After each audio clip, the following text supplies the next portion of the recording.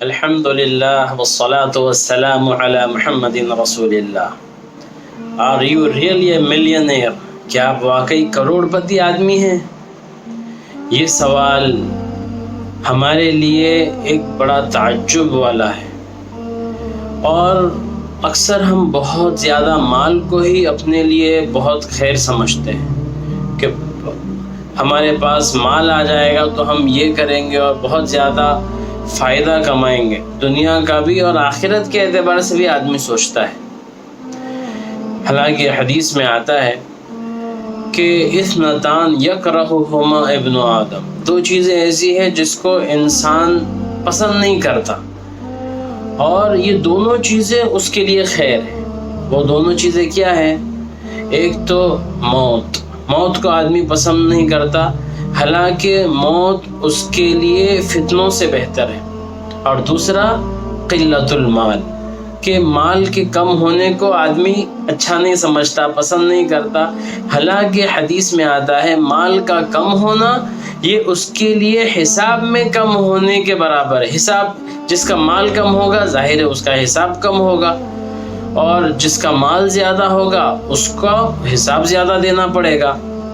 اللہ کے نبی صلی اللہ علیہ وسلم نے فرمایا کہ میں نے جنت میں جھانک کر دیکھا تو میں نے اس میں اکثر غریب لوگوں کو دیکھا، اور میں نے جہنم میں جھانک کر دیکھا تو میں نے اس کے اندر اکثر عورتوں کو دیکھا۔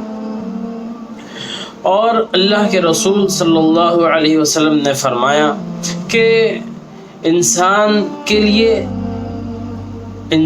لیے یہ بات ہے کہ من اصبح منکم آمنا فی سربه معافا فی جسده وعنده قوت یومی، من اصبح منکم آمنا فی سربه معافا فی جسده عنده قوت یومی فکأنما حیزت له الدنیا، کہ جو اپنے گھر میں، جو اس حال میں صبح کرے کہ وہ اپنے گھر میں امن سے ہے، اپنے بیوی بچوں کے ساتھ اپنے گھر میں امن سے ہے، اور بدن کے اعتبار سے اس کو عافیت نصیب ہے، اس کو بیماریاں نہیں لگی ہے، اور اس کے پاس اس کے اس دن کا کھانا موجود ہے، تو ایسا سمجھو کہ دنیا کی تمام نعمتیں اس کو مل گئی ہیں۔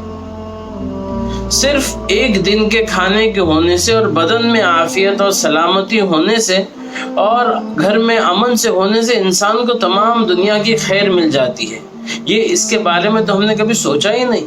آج ہم یہ سوچتے ہیں کہ ہم ہے تو سب اچھے، لیکن ہمارے پاس اگر اتنے لاکھ اور اتنے کروڑ ہوتے تو اچھا ہوتا۔ کتنے ایسے لوگ ہیں جن کے پاس کروڑوں اور کھربوں روپیے ہیں، لیکن ان کو اس پیسے سے فائدہ اٹھانا حاصل نہیں۔ کوئی امریکہ کے ایک بڑے کمپنی کے اونر کا واقعہ بتا رہے تھے کہ اس کے پاس اتنی بہت بڑی دولت تھی، اور وہ کہتا تھا، اور اس کو ایسی بیماری ہوئی تھی جس کی وجہ سے ڈاکٹر نے اس کا کھانا پینا بند کیے تھے، بہت کچھ معمولی غذا، اس کو کچھ روٹی، باسی روٹی چائے میں ڈبا کے کھانے سے کوئی معمولی دوا ڈاکٹروں نے تجویز کیا تھا، اور اس کو وہ کھانا ضروری تھا۔ تو وہ کہتا تھا کہ کوئی میری پوری آدھی دولت لے لے اور صرف ایک وقت کا مجھے اپنا من پسند کھانا کھلا دے تو میں اس کو پوری اپنی آدھی دولت دے دوں۔ آج ہم اپنی کتنی نعمتوں میں زندگی گزار رہے ہیں، لیکن ہم کو اس کا احساس نہیں ہے۔ اسی طرح آج اللہ تعالیٰ نے ہم کو جو نعمتیں عطا فرمائی ہیں، اور جو نعمتوں کو ہم فائدہ اٹھا رہے ہیں جس کا، اور جن کے اندر ہم زندگی گزار رہے ہیں، گزشتہ زمانوں میں وہ نعمتیں بادشاہوں کو بھی نہیں ملا کرتی تھی۔ آپ ایک بات کا تصور کرو، آج کتنی مرتبہ ہم آرام سے پنکھے میں اور بلکہ ایئر کنڈیشن اے سی میں بیٹھے ہوتے ہیں۔ گزشتہ زمانے میں کوئی بادشاہ کو اے سی ملا تھا؟ ایک 200-300 سال پہلے کا، اور اس سے پہلے کی جتنی زندگی گزری ہے کہ بادشاہ کے لیے کئی لوگ رہتے تھے جو اس کے لیے پنکھا جھولتے تھے۔ آج ہم بٹن چالو کرتے ہیں آرام سے پنکھے کے اندر، بلکہ ہر وقت پنکھے میں رہتے ہیں، ہوا میں رہتے ہیں، اور بلکہ اس سے زیادہ ایئر کنڈیشن کی ٹھنڈی ہوا میں رہتے ہیں، لیکن یہ ہم کو احساس نہیں ہوتا کہ ہم اللہ تعالیٰ کی کتنی نعمتوں کو بغیر جانے اور بغیر احساس کے استعمال کرتے ہیں اور اس کا شکر بھی ادا نہیں کرتے۔ اللہ نے فرمایا قلیل من عبادی الشکور، میرے بہت کم بندے ہوں گے جو میرا شکر ادا کریں۔ ایک طرف تو یہ کہ ہمارے پاس کتنی نعمتیں ہیں، ہمارے ہاتھ پیر، ہماری آنکھیں، ہمارے گردے، یہ ایک ایک چیز یہ اس کو پتہ ہے جس کے پاس یہ نعمتیں نہیں ملتی۔ اچھا، اور پھر بعد میں غریب کون ہے؟ حقیقی اعتبار سے غریب کون ہے؟ ایک مرتبہ اللہ کے رسول صلی اللہ علیہ وسلم نے صحابہ سے پوچھا کہ اتدرون من المفلس، صحابہ سے پوچھا کہ تم کو پتہ ہے کہ فقیر اور غریب آدمی کون ہے؟ صحابہ نے پوچھا ہم میں مفلس اور غریب آدمی تو وہ ہے جس کے پاس کوئی درہم نہیں ہے، کوئی پیسہ نہیں ہے، کوئی سامان نہیں ہے، وہ ہمارے درمیان غریب ہے۔ اللہ کے رسول صلی اللہ علیہ وسلم نے فرمایا کہ میری امت کا غریب اور فقیر آدمی وہ ہے جو قیامت کے دن یأتی یوم القیامہ بصلاتہ وصیامہ وزکاتہ، کہ وہ قیامت کے دن اپنے نمازوں کو لے کے آئے گا، روزوں کو لے کے آئے گا، اپنی زکاتوں کو لے کے آئے گا، یعنی اتنے سارے ثواب کے کام کر کے آئے گا۔ وَيَأْتِي قَدْ شَتَمَ هَذَا وَقَذَفَ هَذَا وَأَكَلَ مَالَ هَذَا وَسَفَكَ دَمَ هَذَا وَضَرَبَ هَذَا، کہ لیکن اس کے ساتھ اور بھی اس نے کچھ لائبلٹیز لایا ہوگا۔ وہ کیا؟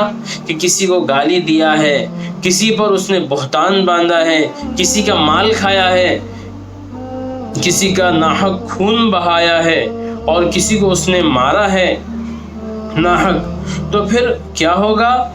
اس کو بٹھایا جائے گا اور اس سے اس کے بدلہ دلوایا جائے گا، یعنی جن جن لوگوں سے اس نے یہ معاملہ کیا ہے ان لوگوں سے اس کا بدلہ دلوایا جائے گا۔ اور ظاہر ہے قیامت کے دن تو لینے دینے کے لیے پیسہ، روپیہ، ڈالر، پاؤنڈ، ریال نہیں چلے گا، بلکہ اعمال کے ذریعے لینا دینا ہوگا، کیونکہ وہاں جیسے ہی آدمی مر جاتا ہے اس کے کرنسی ویلیو زیرو ہو جاتی ہے، پھر تو صرف اس کے نیکیاں اور نیک کام اس کے ذریعے لین دین ہوتا ہے۔ تو پھر اس کو جس کو اس نے مارا ہے، گالی دیا ہے، وہ آئیں گے اور اپنا حق مانگیں گے۔ اس طرح وہ ایک ایک کی نیکیاں، اس کی نیکیاں ایک ایک کو دی جائے گی۔ اس نے نماز پڑھا، جس کو مارا ہے اس نے اس کی نمازیں لے کے گیا، جس پر اس نے بہتان باندھا ہے اس نے اس کی زکاتیں لے کے گیا، کسی نے اس کے روزے لے کے گیا، اس طرح اس کی نیکیاں جائے گی۔ اب نیکیاں تو ختم ہو گئی، لیکن اور بھی لوگ باقی ہے جس کے حق اس کے اوپر باقی ہے، تو اب اس کے گناہ یہ لوگوں کے سر پر ڈالے جائے گے کہ نیکی نہیں ہے تو کم سے کم ان لوگوں کی گناہ اس کے سر پر ڈالے جائے، مطلب اس کے پاس دینے کو نیکی نہیں ہے تو جس کو اس نے مارا ہے اس کے گناہ اس کے سر پر ڈالے جا رہے ہیں، اور اب سب کے گناہ وہ اپنے سر پر لے کر وہ اس حال میں جہنم میں پھینک دیا جائے گا، اور وہ اب نیکیاں لانے کے باوجود یہ نقصان اور گھاٹے اور خسارے والا ہوگا۔ اللہ تعالی ہم کو اس حالت میں موت عطا فرمائے کہ کسی کا حق ہمارے ذمے نہ ہو، اور اللہ تعالیٰ بغیر حساب کے ہم کو جنت الفردوس عطا کرے۔ آمین۔ وآخر دعوانا الحمد للہ رب العالمین۔